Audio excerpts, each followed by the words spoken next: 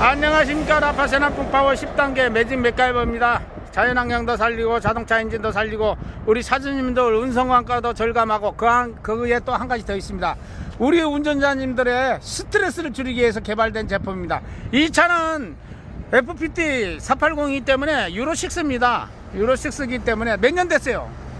지금 5년 조금 안 됐습니다. 예, 그리고 몇 킬로 탔어요? 50만. 아, 정상적으로 일은 했는데 25돈 카고차인데 5축짜리 지금 스트레스를 너무 많이 받고 있다면서요? 예. 무슨 스트레스를 받고 있어요? 지금 여섯서 경고등이 떠갖고 언제부터 경고등이 떴어요?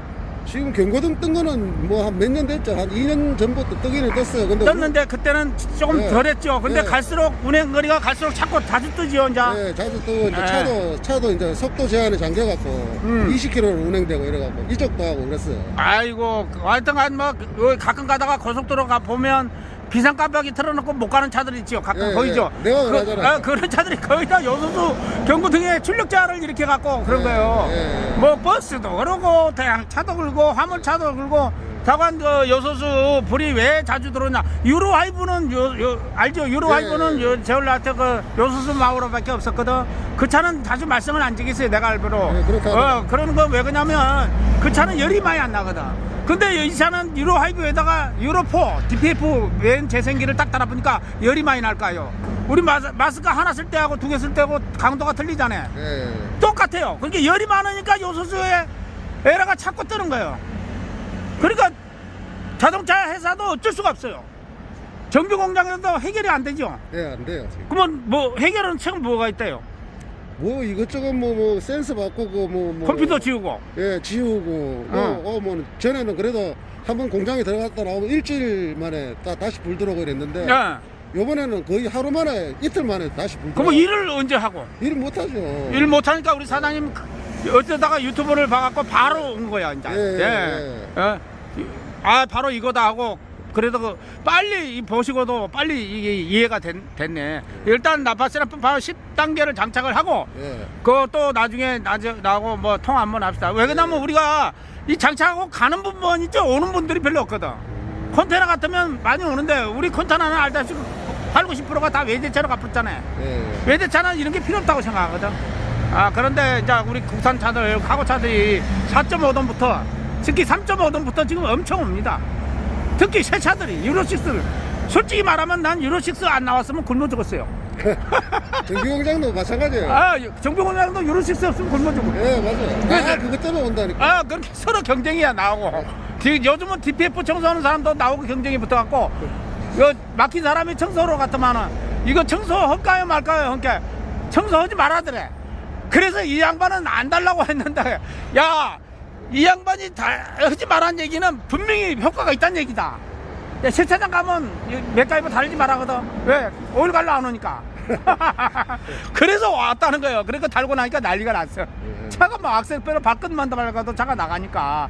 옛날에는 발끝으로 문대고 무릎으로 문대야 거바이로 올라갔는데 지금은 발끝으로 살 때도 차가 올라간대. 30km 가던 4.5톤 링바디 축단 차시죠. 장축단이니까 한 15톤 실으니까 30km 가더래요.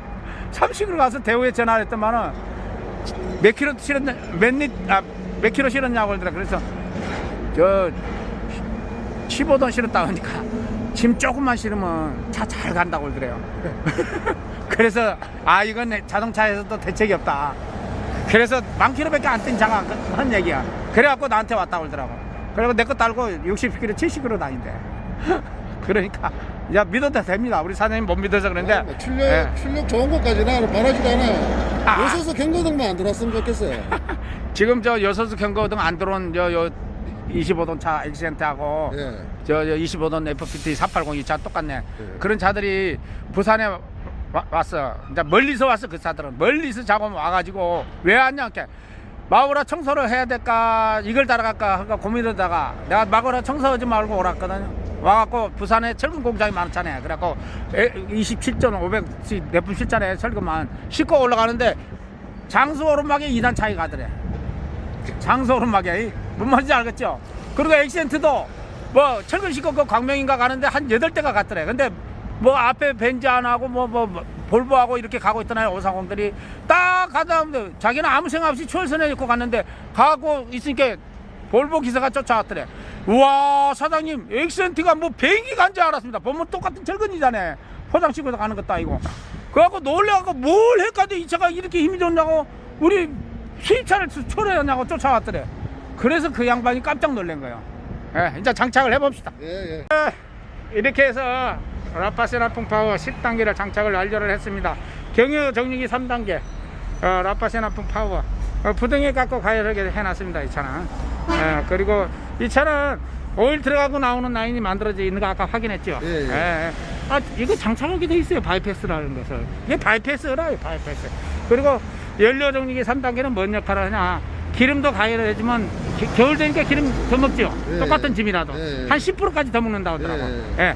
그런데 기름 보정을 해서 한 50% 이상은 가열해 갖고 잡아. 20리터 더 먹던 거 10 넣고 안 먹어. 왜 그냥 가열이 되니까. 그리고 또 이 기름 입자를 분해를 해줘.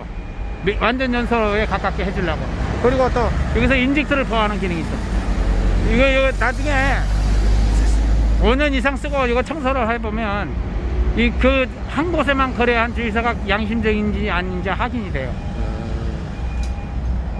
온갖 기름 갖다 다 해버리면 쇳가루가 많이 낄 것이고, 딱 정품만 갖다 주유소에서 나온 그대로 쓰면 덜 나와. 안 나온 건 아니야. 덜 나와. 저쪽에 갑시다.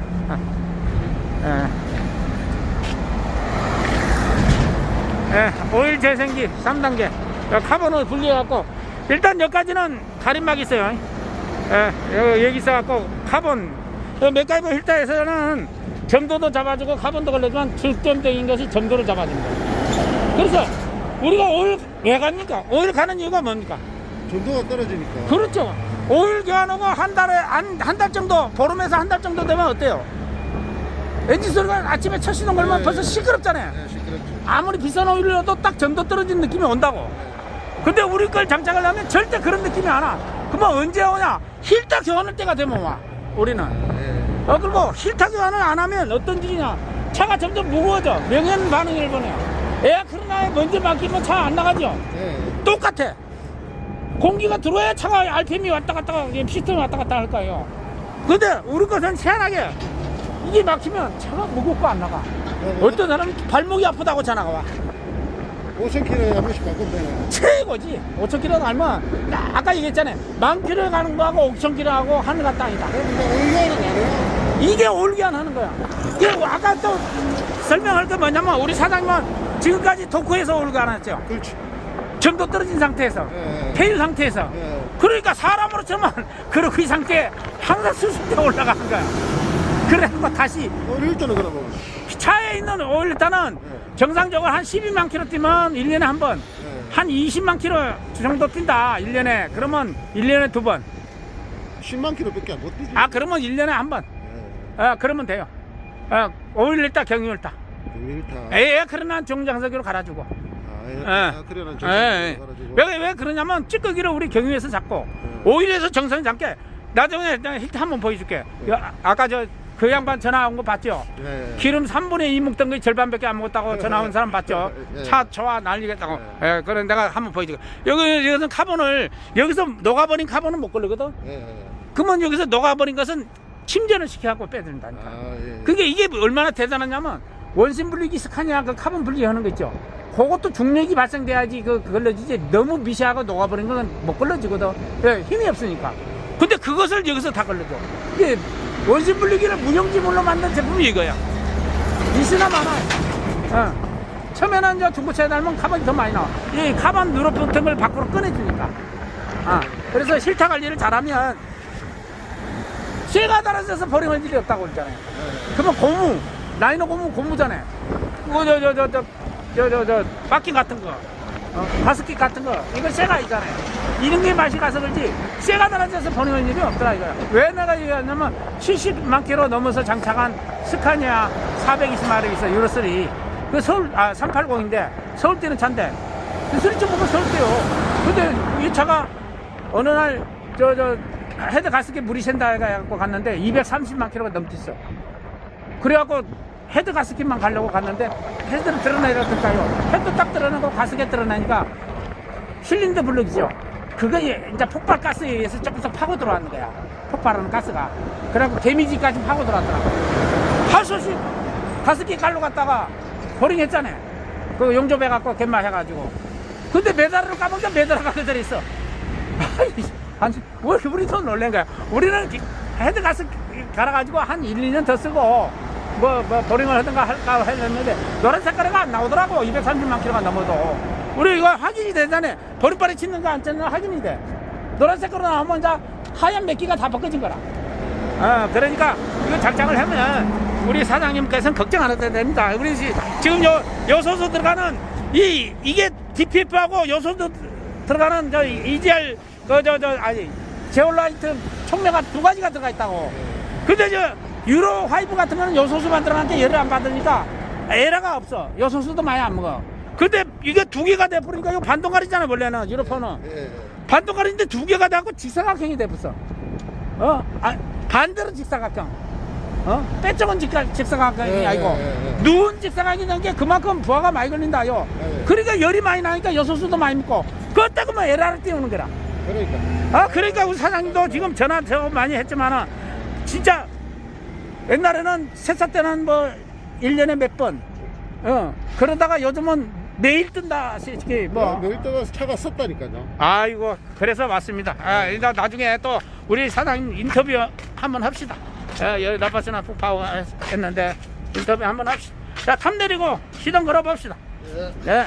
아까 내가 한번 보여줄게요. 힐타 맥가이브 힐타가 시스템이 얼마나 좋은 건지 제가 확인을 해 드릴게요. 이게 얼만큼 좋나. 이게 스카냐 유로 하이브입니다. 유로 하이브답니다. 유로 하이브 차인데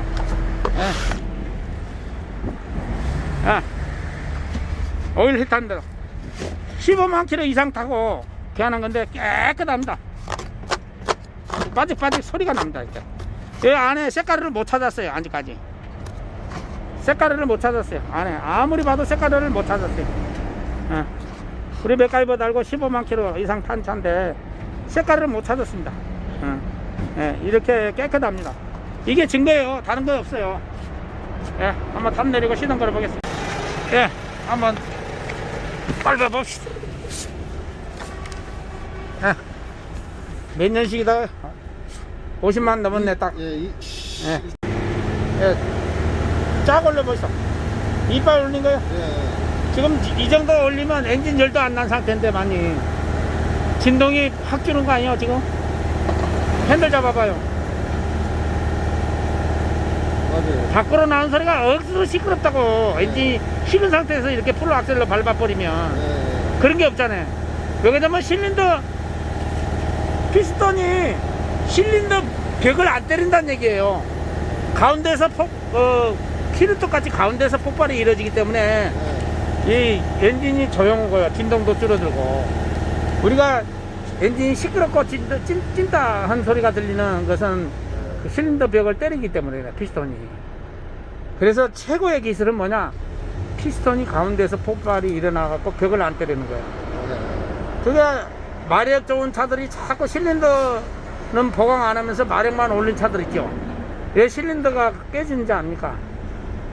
실린더 벽을 때리니까 마력이 높으면 실린더 벽을 더 많이 때리거든요. 못 견디니까 흔들리잖아요. 그게 그 진동에 의해서 크랙이 가요. 집이 자꾸 흔들리면 기둥이 무너질까요? 똑같아. 우리 그런 경험 많이 했잖아요. 작은 마력 실린더에다가 터보 인터쿨러 달아갖고 마력을 올려니까 차는 기가 막히게 날아가지 그냥. 근데 엔진 내구성에 무슨 게 실린더가 못 견디잖아요. 실린더 블록이 못 견뎌갖고 많이 잘나더라요. 그거하고 똑같다니까. 그래서 이 연소가 가운데서 되면 실린더 블록에 부하가 안 걸리는 거야. 그래서 내가 안타까운 게 그거예요. 맵새가 황새는 못 쫓아간다니까. 아무것도 보강도 않고 그냥 쫓아가려니까 힘든 거라. 그래서 에이스 끝난 차들은 버떡 달아야 돼요. 자꾸 마력대를 올리니까 못 견디는 거예요. 못 견디는 거예요. 그리고 더군다나 유로6는 부하가 많이 걸리니까 열이 많이 나잖아요. 열이 많이 걸리니까 차가 여름에는 죽을 맛이라. 헥헥거리잖아. 차가 느낌이 오잖아요. 막 차는 안 나가고 악셀 페달은 깊이 밟고 발목아지가 아프다는 사람 많아요 지금. 발 먹고 섹시 긴 사람들 많아. 근데 발가락으로 운전한다잖아. 우리가 저 뒤에 볼보 500만원 발가락 끝으로 운전한다고 안 그랬죠? 금방 와갖고.